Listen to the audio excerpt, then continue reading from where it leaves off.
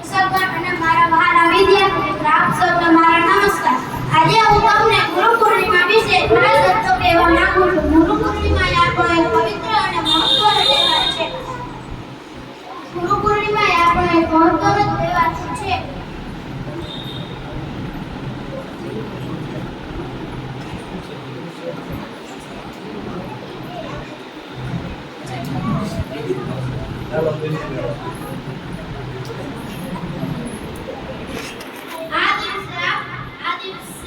આ દિવસે મહર્ષિ વેદવ્યાસની જન્મજયંતિ તરીકે ઉજવવામાં આવે છે. તેમને વેદો, પુરાણો અને મહાભારત જેવા મહાન ગ્રંથોની રચના કરીને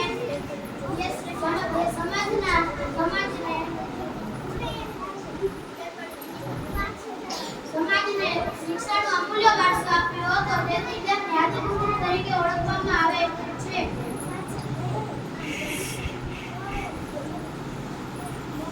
આપણે માત્ર પુસ્તકનું જ્ઞાન નથી આપતા, પરંતુ સારા સંસ્કાર, શિસ્ત, મહત્વ, મહેનત અને જીવનમાં સાચો માર્ગ પણ બતાવે છે. માતા પિતા આપણા જીવનના પ્રથમ ગુરુ છે અને ત્યારબાદ શિક્ષક આપણું ભવિષ્ય ઘડે છે. ચાલો આજે આપણે આ ગુરુ પૂર્ણિમાના શુભ તહેવાર પર આપણે ગુરુએ બતાવેલા સાચા માર્ગ પર ચાલવાનો સંકલ્પ લઈએ છીએ. ટૂંકમાં હું મારા શબ્દ પૂર્ણ કરવા એક શ્લોક બોલું.